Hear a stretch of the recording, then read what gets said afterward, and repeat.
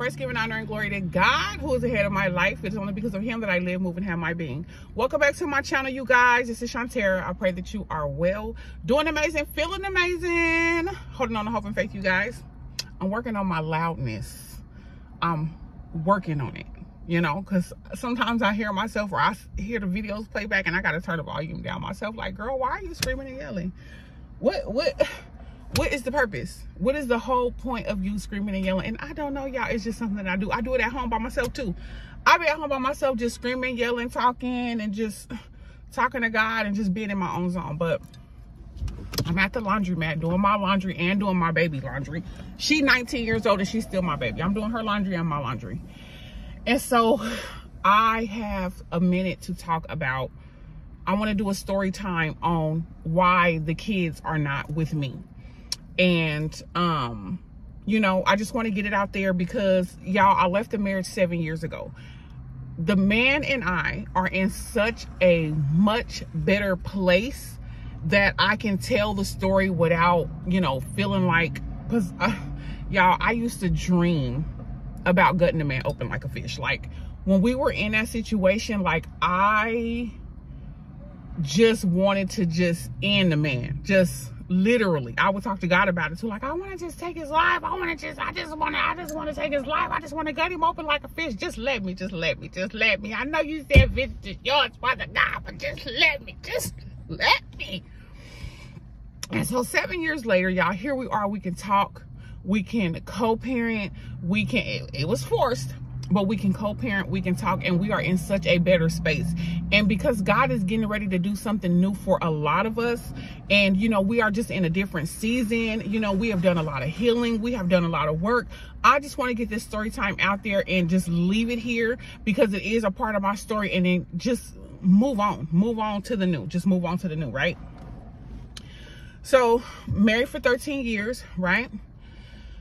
God begins to reveal some stuff, like certain things started going on, like in my physical body. Like, my body started to like break down. I started to get my head, in the middle of my head started to burn, and I began to like lose I lost a patch of my hair in the middle, like my hair, I lost my hair.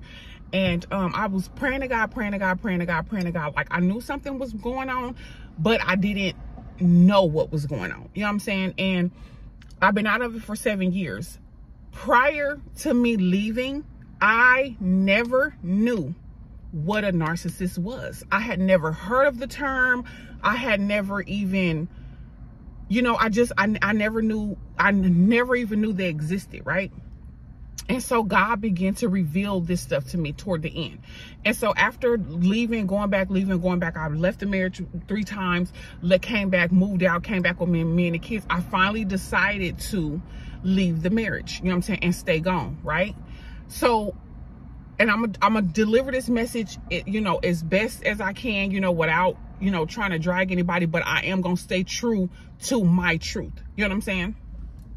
And so I finally ended up leaving the marriage, right? And so when I leave the marriage, you know, everybody is hurt. Everybody is sick. Everybody's sick about it. I'm sick about it. You know what I'm saying? I didn't want to have to, but it was toxic. You know what I'm saying? It was toxic. It was a lot of manipulation. It was a lot of mind games going on. It was a lot of just inappropriate. Nobody ever cheated. I'm going to say that. Nobody ever stepped outside of the marriage. We were together every day. Nobody ever stepped outside of the marriage and physically cheated, but there was a lot of like internet and just being inappropriate, you know, disrespect, stuff like that, right? And y'all, we would be out in public, he would look at other women, baby, I'll knock that man upside his head. Y'all, a mess. Okay, so when I finally decided to leave, right? Okay, when I left, y'all, I thought this marriage was gonna be my end all be all. I thought that I had finally, you know, broken a cycle. I thought I had finally broken a cycle of like a 2-parent home, and, you know, finally giving my kids all this, right? So when it came crashing down, y'all, I fell into a deep, dark depression. Started drinking real heavy and all that stuff, right? Going out every weekend, blah, blah, blah, blah, blah, right? So my kids had to see all that, you know, and I'm not proud of that, but it is a part of the process, and it is a part of what went on. So I leave move out with the kids or whatever. We were staying in Houston, Texas. The whole reason why we even moved from Texas to from California, I'm from Bakersfield, California. The whole reason why we even moved here is because he had got this amazing job, and he was saying like, you know, we're going to work on the marriage. You know, where would you like to live with the kids? Because you're going to be majority by yourself. I'm going across seas to go work, blah, blah, blah. I'm like, I would love to go to Texas. You know what I'm saying? It's family oriented, what I was thinking. Girl, you don't know nothing. Family oriented, you know, it'll be plenty for me to do with the kids. You know what I'm saying? With this, you know, new amount of income, you know, we can stay busy, blah, blah, blah, blah, blah, right? So we're going to go to marriage counseling. This is what was told to me. We're going to go to marriage counseling. You know, we're going to put the kids in counseling. We got the money now to really do this thing and get this marriage on point and do what we need to do, right? Get here, get to Houston. It didn't. When I came here, I ended up, I'm thinking that we working on the marriage, y'all. I'm posting about how God is restoring. I'm just cheesing. Baby, you loud and wrong. Naive and gullible is what the Lord said. Posting about how the Lord doing this, and how the Lord is restoring, and how the Lord done worked out the marriage, and how the Lord put his hands all in it. Girl, you sure? Come to find out, the man is, you know, being inappropriate with a family friend that we introduced him to a couple of years prior. I guess he forgot about the girl or whoever, whatever. And, you know, just a lot of text messages and stuff. You know, he had an account that I didn't know about, and blah, blah, blah, blah, blah, right? So that was the straw that broke the camel's back that made me get up and leave. You know what I'm saying? Because you playing around. And so when I left, I ended up moving from Houston to Dallas, right? My daughter, my 14-year-old, I have 3 children. I have a 19-year-old now, a 19-year-old, a 14-year-old, and a 8-year-old special needs little boy. He has something called the George syndrome, right?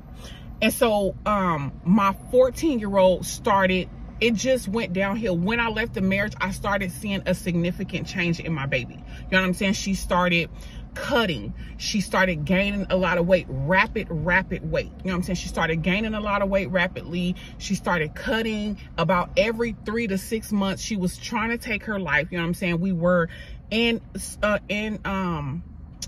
psych wards. We were seeing psychiatrists. She was in, you know, we were seeing, you know, different people trying different medications, and she was being bullied at school for her size. And, you know, it was just a lot going on top of my son, you know, with his heart condition, autism, and developmental delay is what his is. And, so, you know, dealing with him, going back and forth to the children, y'all, they know us by name and face. They know us by face at the children's hospital. So, you know, dealing with him and his heart condition and all that. So when I left the marriage, the man became very, very upset. You know, he was upset. I was a stay-at-home mom, y'all. I was a stay-at-home mom, and I knew when I left that it was about to be a struggle from hell. You know what I'm saying? Because when I met him, he took me from my struggle and just scooped and did everything, right? And so I knew I was going to have to, you know, struggle again with my kids or whatever, but it was worth the peace of mind. You know what I'm saying? Like, no. So my daughter started going through all this stuff, right? And so, you know, I don't know where he moved to. I think he moved back to Louisiana or whatever, but he basically stopped seeing the kids. He mad, he upset. We going through all of this stuff. He's not really seeing the kids. You know, there's no more money. You know what I'm saying? For whatever reason, he said he lost his job or whatever, but there was no more money. Me and the kids ended up, you know, I ended up a couple years later getting into another relationship with another narcissist. Embarrassing, I know. Ended up getting into another relationship with a narcissist a couple years later, and y'all, my daughter is just spiraling. You know what I'm saying? And I'm reaching out to him like, I need help. This is all I'm telling the story within the 7-year span, up until now, until, you know, it's better. I need help. I can't do this no more. I'm literally beginning to lose my mind. You know what I'm saying? I'm now working full time. I work overnight, 7 to 7. My 19-year-old daughter is at the house helping me with the kids. We got Terriana in the front room, like a makeshift room, because she can't be in a room by herself because you keep trying to take your life. I got my 8-year-old special needs son. I'm on 4 hours of sleep for years. I'm off of 3 to 4 hours of sleep for years, y'all, because by the time I get off of work, it's time to take everybody to school. She was an outpatient program. I had to drive 30 minutes plus 30 minutes back. That was an hour in the morning. By the time I went back home and laid my head down, it was time for me to get back up, go get my son from school, go get in a carpool lane. So I'm on literally 3 to 4 hours of sleep a day for years. And as I'm going through all of this stuff and just depression is hitting me, and I'm like, I need help. I'm reaching out to family. Family ain't reached out to them. They took my kids all at epic fail. You know what I'm saying? So when people say, oh, reach out and, you know, talk to somebody, I'm telling the people at the outpatient program that my daughter is in, they're like, how are you? I'm telling them, I'm mentally about to lose it. You know what I'm saying? I'm mentally about to lose it. Like, I don't have the help. I'm literally going crazy. I'm trying to help my daughter. I've got my son. I'm trying to help me. I'm trying to maintain all the bills. The man ain't really answering the phone. You done moved on with a whole nother woman. You know what I'm saying? You in a relationship now. You far away. You're not really communicating with the kids. Financially, it has went from being financially taken care of to absolutely zero. You know what I'm saying?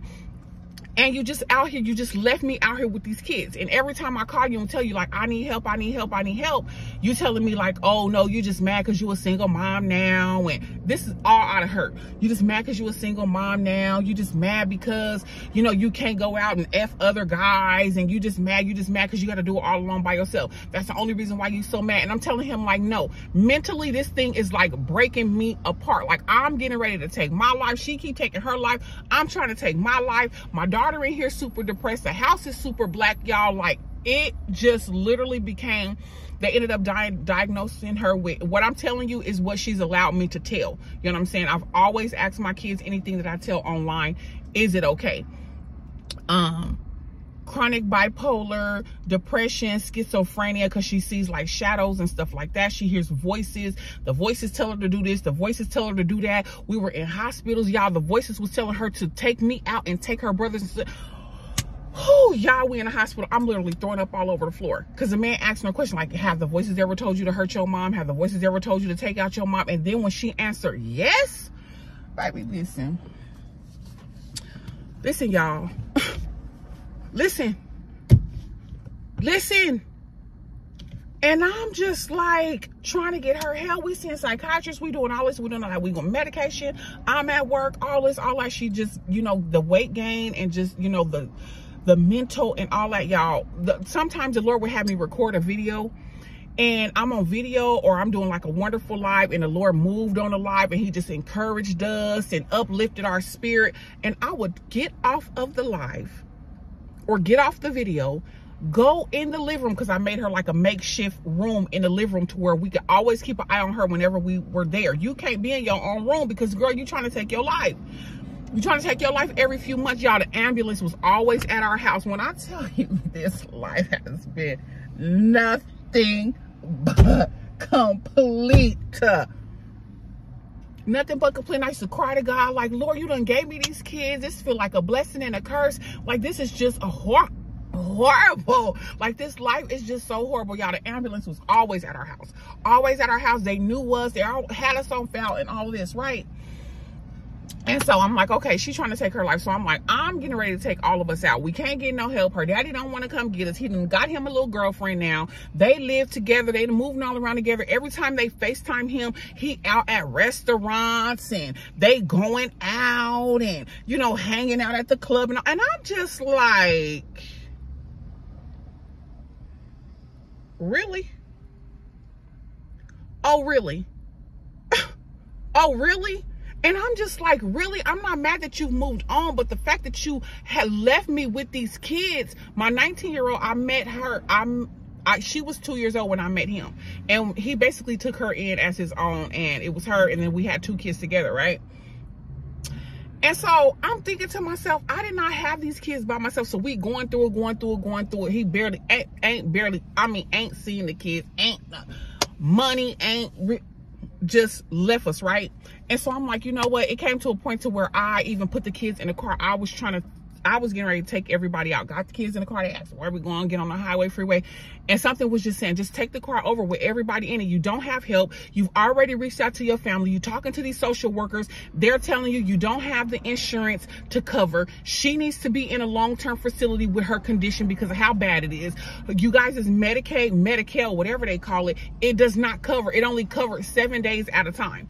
So when you going through this stuff, the insurance that we have, Medicaid, Medi-Cal, whatever it is, it only covers her for a week stay in there. And all they do is try to get your mind back on track, put you back on some different type of medication and have you drowsy and sleep all day, which she said she enjoyed because she said when she was taking the medicine made her sleep. All it did was made her sleep and like drowsy. But she said she liked it because when you're asleep, you don't hear the voices. You know what I'm saying? When you sleep, you don't have to deal with the shadows. When you're asleep, you don't have to deal with all of that extra stuff. So her thing was she liked the medicine because she didn't have to deal with the reality when she was awake. You know what I'm saying?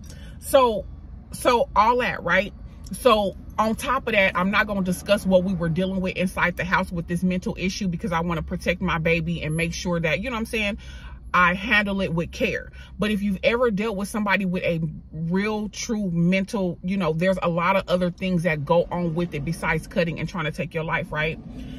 And so we dealing with all of this stuff, right? And I'm just trying my best, y'all. But I began to feel my body, literally, this was last year.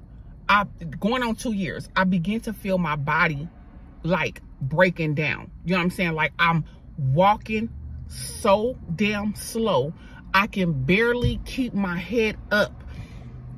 I've tried to commit suicide. When I put all the kids in the car, was getting ready, but the Lord, I just ended up kept driving. And after a while, I ended up turning around and we ended up coming back home. But I made my last suicide attempt 10, 16, 23. We were homeless. I had just left that relationship. I had left everything behind, lost everything. I was illegally evicted, you know what I'm saying? Because my baby was in the hospital and I was waiting on her Social Security to be approved. And so it wasn't even 30 days, y'all, that I was late on around. I think we were on like day 20 something, y'all. And when I was at the hospital seeing my baby, that man came over there and took everything out of that house and put it on the concrete, y'all, like we were dogs. That eviction ain't even on my record. It ain't even on my record or nothing like that, y'all. He did that. It wasn't even 30 days. Never got a letter in the mail. Never said we were getting evicted. None of that, right? And so going through all of that, right? And so after all this, I'm asking him, I need help, I need help, I need help, I need help. I tried, that suicide attempt was 10, 16, 23. I left my kids inside of a motel room. We were in a motel room and my daughter can discern really well, my oldest. She told me, I can feel what you're about to do. She was like, I can feel what you're about to do, y'all. Because I'm telling you, I was literally at the end of my rope. I was at the end. I'm like, this life is just, it's nothing but hell and heartache. This life is nothing but hell and heartache. I'm dealing with these kids, you know what I'm saying? And it's just, I'm being drugged and strung around and ain't nobody helping me. And this man just, you know, based on his hurts or whatever.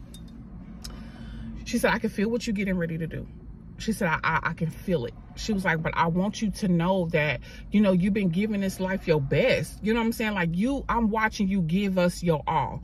And, you know, and we talked about it too. I said, Deanna, if anything ever happens to me, if anything ever, you know, if I, you know, lose this battle, you know what I'm saying? Because I'm very open and honest with my kids, baby. I know people say, don't let your kids see you cry. Let them see you stay strong, baby. My kids done saw me cry, scream, holler, slang, snot, slide down the wall, beg God, cry, worship. They done saw me, God bless me. They done saw me beg God, baby. Baby, our life is open and transparent, just like it is on this YouTube channel. I'm going to let my kids know so they can see when you get out there, this is what it's going to be. You know what I'm saying? And learn from your mama and do better. You know what I'm saying? And so she said, we would talk about it. I told her, if anything ever happens to me, you know, call their dad, you know, make sure, you know, you going to go with your auntie, you know, blah, blah, blah. Call your auntie, blah, blah, blah. It won't be no problem. Or she was like, I just love you. You know what I'm saying? She was like, and you've done your best. You know what I'm saying? She was like, you've done your best. And she was like, I want you to know that I don't I don't blame you for anything. I don't blame you for how you feel. I don't blame you for, you know, I'm not going to blame you because I'm watching you, is what she told me. She was like, and it's just, you know, it's not fair. You know, it's not fair for you to be going through all of this and you literally doing everything, right? And so after we had that conversation, y'all, I went to the park and went and got some pills and went and got a big old bottle of a liquor. And sat at one of my favorite parks here and sat here at one of my favorite parks, and I began to take the pills. I started during the day because I've tried to take my life before with the pills and it didn't work. And so I said, if I start during the day early and just start all day taking the pills, by the time nighttime hit, the bottle will be empty. I've been unfinished it. I've been unfinished the alcohol, and this should work. This should work, right? So I start during the day, start taking the pills, taking the pills, start drinking after I left the room. Doing that. Ended up at the park and, you know, whatever, y'all. And all I remember is, you know, I ended up blacking out. You know what I'm saying? I ended up blacking out. And by the time I felt the presence of God literally peel open my eyes. I don't know how long I was out, but I felt the presence peel open my eyes. And when I woke up, I cannot even tell you the anger. Every time I tried to commit suicide, every time I woke up, the anger that you feel for it not working, it just hit different. I don't care what y'all think. I don't care what people say. I don't care about people saying it's selfish, it's this, you don't think about your kids, you don't think about this, you don't think about that. If you've never dealt with it and if you've never experienced it, thank the good Lord up above, right? And so I felt this presence wake me up, and I'm so mad. I'm so angry. I couldn't even go back to my kids. So I ended up going around the corner, getting a room and trying to calm myself down and just like, oh my God, you know what I'm saying? Like, come on, Father God, like what? And so after going through all of this, y'all, dealing with my daughter, going through all this, feeling my body shutting down, I could barely walk. I could barely lift up my head. Like I can barely do anything. And so in December of last year, I talked to my 14-year-old daughter and I just told her, don't talk to your dad. I mean, don't tell your dad what's about to happen, but I'm getting ready to drop you off. He doesn't know that you're coming. I have to force this situation on him so that we can all survive this situation. Like, your daddy is well in the head. He works. He's, you know, he's a great father in that aspect. You know what I'm saying? He's always been there to take care of his kids. It's just this situation has everybody mad and dealing with it the way they're dealing with it. You know what I'm saying? But to drop these kids off and to make me take care of these kids on my own in the situation that we're in, you dead wrong for that. You know what I'm saying? So I tell her, hold on. Okay, y'all. I had to answer that phone call because that was my man. And plus I had to go put the clothes in the dryer. So on winter break last year, going through all this stuff, my daughter's still trying to take her life. Going through all this cutting, all this. We're going through all this, baby. I'm depressed. I done survived the attempt that I done made. I'm just trying. Listen, I don't know how I got his address, but I ended up getting his address. And I told her, look, I am getting ready to pack you up to your father. You know, obviously this is where you want to be. I mean, I can't help you no more. I don't know what to do. I'm out. I done prayed. I done cried. I done fasted. I done slid down the wall. I done slung snot. I don't know. There are no more options. We done reached out to family. I done flew y'all to Vegas. We done came back. Baby, I done tried to take everybody out. Attempted to take everybody out. Attempted to take myself out. Look. So this is what I told her. I told her, don't tell your dad that I'm getting ready to bring you this weekend. I'm going to pack your stuff. Y'all packed up my baby stuff. And I don't care who judge or who feel like what. I don't care about none of that. This is the story that I'm telling, and this is my story. I'm not ashamed of it. I'm not embarrassed of it. I did what I did out of desperation, and I have no regrets. So I say, look, baby, I'm telling you, I'm hanging on a string, hanging on a ledge. I'm getting ready to pack you up. So I ended up washing all her stuff that night. I ended up braiding her hair that weekend.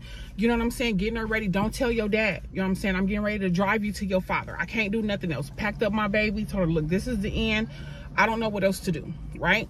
Mind you, he's saying, no. I done reached out to him already. He said, no. I can't get her. I'm not ready. I ain't situated. I can't.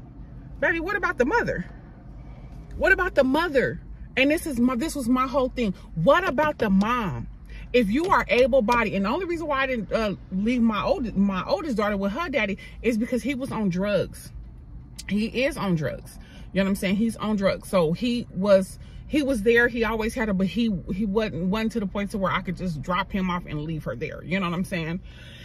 And so he wasn't ready. He wasn't ready. So I told her, don't tell your dad. I'm getting ready to drop you off. So I go that winter break and I drove her to Louisiana. A 7-hour trip turned into a 10-hour trip because unbeknownst to me, it was freaking storming.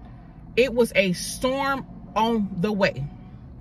So it took me 10 hours to get there. And I got her 11 minutes to the address that I had. You know what I'm saying? And I got out the car. I put everything at the store, at a gas station. It was a bench there. It was everything. Put everything right there. And we talked about everything. I told her what I was going to do. We knew about the whole plan. And there was no way, and this is my thing about him, because he was upset. Block, don't tell me nothing. There's no way that the plan would have been able to be a success had she told you what we were doing. So she was in on it. You know what I'm saying? She knew this is where you want to go with your daddy anyway. Get her 11 minutes to the gas station, 11 minutes from his house. Take all her stuff, set it right there. I'll get her ready, go in the store, get whatever your snacks and all that, and call your father. Let him know where you are. And baby, I can feel it from the phone. Where you at? I'm right here at so-and-so. I'm in the car. Address? Right here next to the casino, right? Mama dropped me off. Your mama dropped you off. Where you at? I'm at the store. I'm at the gas station. I'm at the gas station. Mama's dropping me off. And so he told her to wait there and don't move. Don't talk to nobody. I'm on my way. Once I knew that, I waited for about like 5 to 8 minutes and I knew he was coming. He was coming right then. I ended up pulling off and going around the corner, like not even a block away, to a motel where I stayed the night before I headed back home the next day. Ooh, I got so drunk. Oh, I got so drunk. I knew just the emotions of everything. My stomach was all toe up. I cried all night, slid down the wall, slung snot, y'all. And when I tell you, he came and got her, and then he ended up trying to text me on TikTok talking about what type of mother are you to drop your daughter off at a gas station in the middle of a storm. Boy, bye. Boy, bye. I didn't have these kids by myself, and I'm not going to raise these kids by myself. You wrong for what you did. You wrong for not helping me out. You wrong for not financially. You wrong for however what. These kids should not have been involved. We should have still been able to take care of these kids together. But you're trying to make me pay back because you don't want me to be sleeping around, and you saying I'm mad because the relationship didn't work. Baby, this ain't got nothing to do with that. And everything to do with the responsibility of you being a father, just as well as I deal with the responsibility of me being a mother. Leave me the hell alone and come and get your child. He came and got her. You know what I'm saying? He came and got her and all of that. I ended up blocking him. Boy, don't tell me nothing. Don't tell me nothing. I didn't have these kids by myself, and I'm not going to raise these kids by myself. Where in the plan? It's a flag on the play. Flag on the play, because where in the damn book do it say that the mama always have to take the kids and the mama always gotta go and do, and the mama always, baby, mama is crippled mentally, physically, spiritually, and emotionally, and I am no longer equipped to do this by myself. I'm no longer equipped, and I fully understand that. So I had to do something drastic to get somebody's damn attention to help me out. So boom. Time passed, she doing much better. She's only had one attempt on cutting, with her wrist, and, she's doing better. She looks better. She sounds better, y'all. They done moved, got them a house. He engaged and all this and all that. Okay. Never said nothing else about keeping her. Just did what he was supposed to do. She in school. She's doing virtual school. You know what I'm saying? Just because of all the bullying and all that stuff and blah, blah, blah, blah, blah. So she's healing, my baby. She's healing. Our relationship is still very, very strained, but I'm taking baby steps with it. And so she's been with her dad since then. That's where she prefers to be. That's where she wants to be. That is where she is. And that's that, right?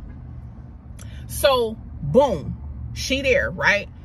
And so the Lord ended up a few months ago, some months back, the Lord had me deliver a message about, hidden things coming to pass, and I'll never leave you in the dark, and blah blah blah blah blah, and I'll reveal I'm going to reveal hidden things, right? So I'm not thinking that the message is for me, but I just go ahead and deliver the message, right? And so within this time, my daughter comes to me, my 19-year-old, she has a 3-year-old, my grandson. She comes to me and tells me, hey, look, I'm ready to get out on my own and, you know, figure it out on my own. I'm gonna go through the shelter that we went through. You go through the shelter, you know, you do the little program. They help you get your own place and pay your rent up for a certain amount of time and give you furniture, blah, blah, blah, blah, blah. So she tells me she's about to do this program, right? And, you know, be out on her own and get independent and, you know, take care of her baby, you know what I'm saying? And blah, blah, blah, move out, right? She's my helper with my 8-year-old special needs son. So, okay, with you now moving out and doing a program and all that, now I don't have a babysitter to work. If I don't work, I don't have nowhere to stay. You know what I'm saying? And so you getting ready to move out and all that, but it's the summertime and he telling me, oh, I want my son and I want my baby and, you know, we got plans for the summer and we supposed to be doing this as a family and blah, blah, blah, blah, blah. Okay. You want your son? I'm prepping my son. I'm like, okay, you saying that you want your son for the summer, but matter of fact, you're going to take him for the whole year. You're going to get him for the whole year while I heal, while I do what I need to do, while I, you know, figure this thing out. Y'all, I'm broke down from all of this stuff that I done been through this whole 7 years after I left the marriage. So I need a break anyway. You know what I'm saying? I need a break anyway. TJ can go with you. You can keep your son for the year and I will be back. But he ain't knowing this. He just said, I'm getting him for the summer. I'm getting him for the summer. So I say, okay, drop him. When I get ready to take him for the summer, I pack him up everything. You ain't going just for the summer. In my mind, you going for the whole year and I'll be back next year to pick you up. My daughter is not here. I don't have a babysitter. You know what I'm saying? You already have our baby girl. You know what I'm saying? And so you can do it for a year because I was asking. He was like, you ain't going to be able to deal with it. I don't know how I came here. I don't know. It wasn't an affirmative yes. Because I'm like, can you just keep him for the year? You know what I'm saying? Keep him for the year while I work on my mental. You know what I'm saying? This thing has really torn me down. Like I'm in a really, really bad spot. You know what I'm saying? I'm in a really, really bad place mentally and I just need some help. You know what I'm saying? I need a relief. I need to be able to, no, blah, blah, blah, blah, blah, blah, blah. So he thinking he coming to pick him up for the summer. I end up packing him up everything, all his medical records, social security cards, birth certificates, baby school, IEP, come and get your child. So he ended up finding out eventually after he was gone that I'm not coming back. I'm not coming back until the next year. The kids, and then so like a few months after that, she in a program or whatever, and she coming around, I'm like, oh, you know, you looking kind of bloated or whatever. Yeah. Oh yeah, I'm on my period and you know, my period, blah, blah, blah. But I'm telling her this whole time, as I'm making boundaries with everybody, I'm standing boundaries with their dad. I'm making boundaries with my kids. Y'all see me doing all of this stuff, dragging everybody around, making sure everybody got appointments. Deanna, I'm helping you take care of your baby. You don't work. You know what I'm saying? You at home taking care of my kids, helping my kids. So I don't have a problem. So I'm taking care of everybody. I'm babysitting your kid on the weekend. You leave on the weekends. I'm telling you, but now you got a boyfriend. So I'm telling you, I graced you with cash, you know what I'm saying, which is fine. I get it. We all make mistakes. You had got pregnant at 15. You had the baby at 16. Do not get pregnant again in my house. You know what I'm saying? Do not get pregnant again in my house. That is the rule. If you want to lay up and have kids and all that when you going and out and you doing what you're doing, I ain't gonna say don't do what you're doing, you know what I'm saying? Because we already know how these kids gonna do. They're gonna do it behind your back whether you like it or not. But like I told her, get you some protection and make sure that you don't get pregnant again. You see how hard it is with this one kid. The daddy ain't nowhere around, you know what I'm saying? Don't have any more babies. You cannot have any more kids in my home at this age. You're too young. And I said no. If you do decide to get pregnant, or if you get pregnant behind my back, you have to leave my house. This was the rule. So when she would leave with him on the weekend, I got the grandbaby. Go on, hey, enjoy yourself. You've been in here with these kids. Go enjoy yourself. Just don't come back pregnant. You already knew that that was what it was. So as I'm delivering a message, I'm not knowing that the message is for me. So come to find out, I just found out that, you know, you ended up coming to visit or whatever. And I'm looking at something like, you better tell me something that's going on right now. You ain't in my house no more, but tell me something was going on, because you look like you lying. Cause no.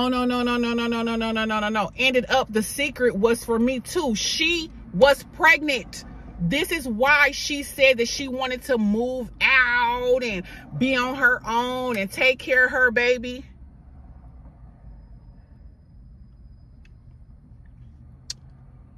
And so I'm like, okay, well, how far along are you? And by the time I find out, she already 7 months. This is all what's happened recently. So this is the reason why you moved out. This is the reason why you went to the shelter. This is the reason why, because you knew that I'm learning how to stand my ground. I'm learning how to say no to everybody. I'm learning to sit and heal. And I'm telling you, I'm standing for what I know to be true. Y'all not supposed to continue to run me around. Y'all not supposed to continue to just dog me out. Y'all not supposed to continue to just drag me and do all this. I have to put a boundary somewhere, because if not, I'm going to lose my life in this situation. I'm going to lose my life in this situation. So boom, I'm in the bathroom. So once she finally tell me, this happened like a couple of months ago, and the Lord instantly told me about the message. The message was for me. The message that I delivered was for me too. He revealed the secret. She was already like 7 months, y'all, when I found out, right? Because mind you, she ain't at the house. She at the homeless shelter doing her program, blah, blah, blah. I'm getting a baby on the weekends, but she ain't coming, right? Whole time you pregnant, peep that. But she said she didn't want to tell me because she knew she was going to disappoint me. She knew I was going to be upset because of what I already said. I already had the boundaries set and all that. Did I cuss her out? Did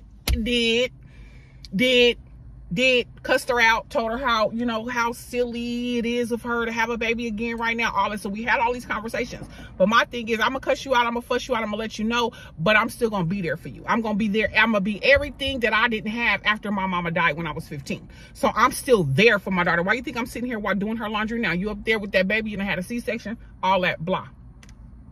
So I'm in the bathroom after she tell me, and the Lord tell me it's a girl. So I come out the bathroom, I said, it's a girl, huh? And she was like, yeah, girl. The girl was just because she knew I was just so upset. I was just like, oh my goodness, baby. Like, why are you doing this to yourself? You know what I'm saying? I'm going through the whole spiel and all this and all that. Instantly when she told me, I began to love on the baby. But still at the same time, you don't need to be having no more kids. You're 19 years old. Stop having kids right now. Like, you ain't married, and even marriage ain't no guarantee. But I'm just like, come on now. You know what I'm saying? Yes, he's a sweet little boy. He cool, all that and all that. But still, if he got up and decided to leave you tomorrow, you're going to be stuck with these kids. Learn your lesson. And so the Lord tells me it's a girl, right? So he tells me it's a girl. I say, it's a girl. Yeah. How far along are you? You 7 months already. So now we scrambling around. The boy helping too. He got a job. He got his own place. He working all that. So now we scrambling, trying to get all this stuff ready for the baby to come. This baby is on its way, literally. And so I hear the Lord say 38, water gonna break. That didn't happen with the first. You know what I'm saying? She ended up, you know, it didn't happen. So I told her, the Lord said that you're going to deliver the baby at 38 weeks and your water is going to break, right? Why last week, this girl called me at 11:30 p.m. at 37.5 weeks. She was due to turn 38 weeks the next day. Called me at 11:30 p.m. and said she was in the hospital because she was at home using the bathroom and her water had broke and she started bleeding and it was keeping her. In 30 minutes, she was due to turn 38 weeks. When she told me that, the Lord said, then you will know a prophet has been in the midst. And I don't proclaim myself to be a prophet, but I know that I am a messenger. And when I tell you, chills begin to run all up and down my spine. She had that baby. They ended up having to do a C-section. I had the grandbaby with me, so I wasn't there. But they ended up having to do a C-section. She had that baby the day she turned 38 weeks. Last week, she had her on Sunday. Last Sunday, she a week in a day, y'all. The love, oh God, I'm so in love. She had that baby at the day she turned 38 weeks and her water broke. Do y'all hear me? Do y'all hear me? Do y'all hear what I'm saying? And so I told her, because I miss my baby so bad, y'all. My daughter said she ain't coming until, you know, her relationship is still, we working on it. She said she ain't coming until the summer, you know what I'm saying? So she good where she at. But my baby, I need my baby. My house is now empty. You know, I've been healing. When I dropped the kids off, I literally could not even get out of bed for months on end.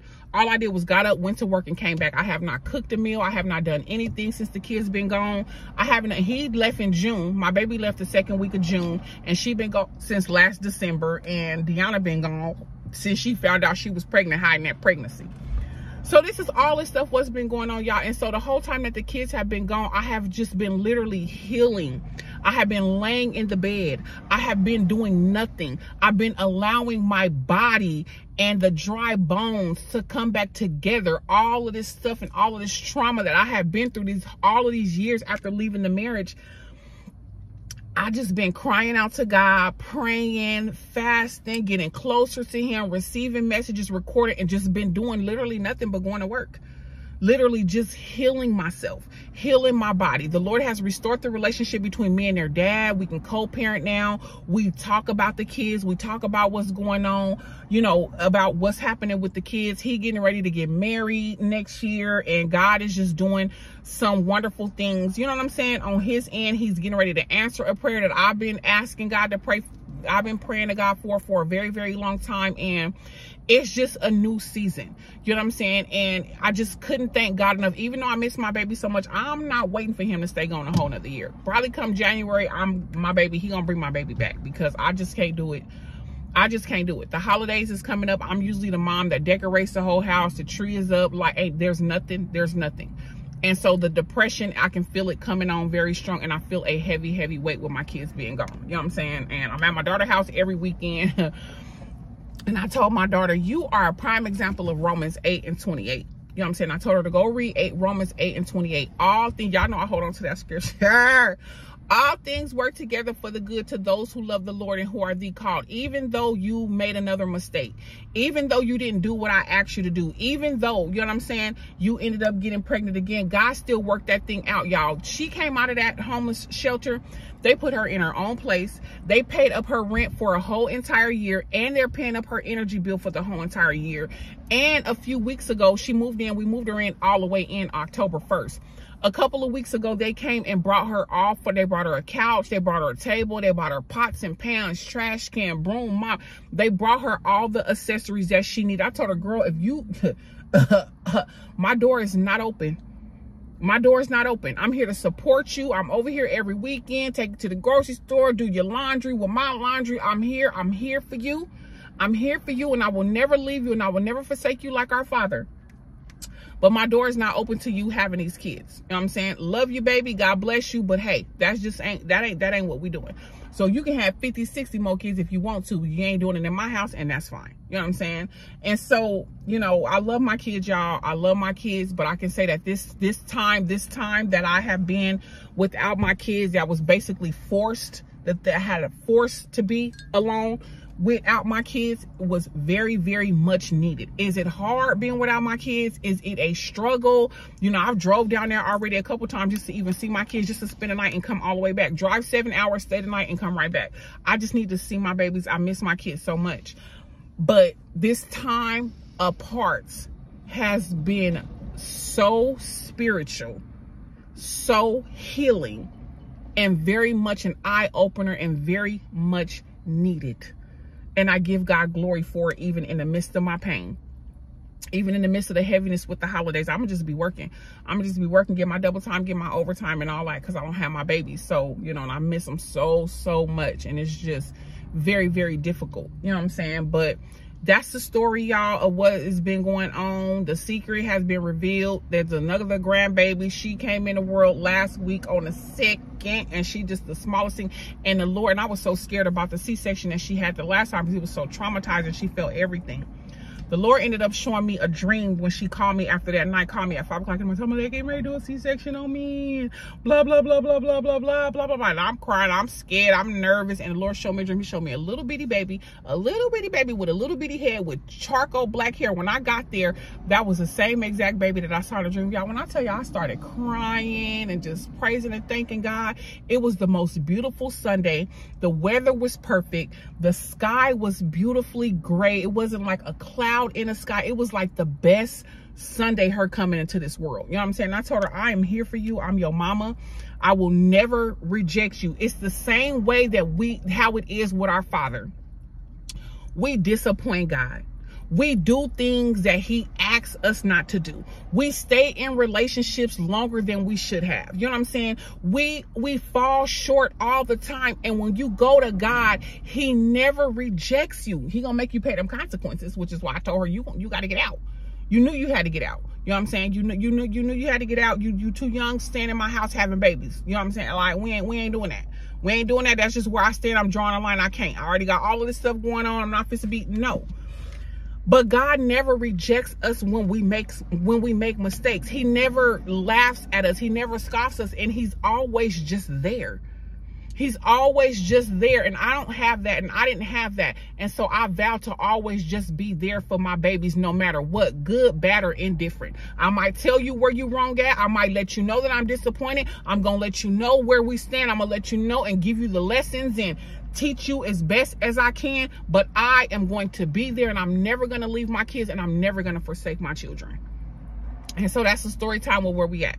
That's where we at. That's up to date. The story is right there, y'all. And now we are moving forward. God is getting ready to restore. I'm getting my baby back. My daughter's coming back in the summer. And God is just doing new things. It's new time, new season. We done been through hell and back. And it's time. The tables have turned. And our story, a lot of us, our story is about to change. And I give God all the glory for that. It's a long story time, y'all. I hope you enjoyed it. It is what it is. I'm supposed to get done and finish running my little errands for the day. God bless y'all so much. And that's just where we at with it. Have a wonderful day, y'all. We are still Isaiah 25 for the rest of 25. And until the next time, inspire, be inspired. I love you guys. God bless you. Good day.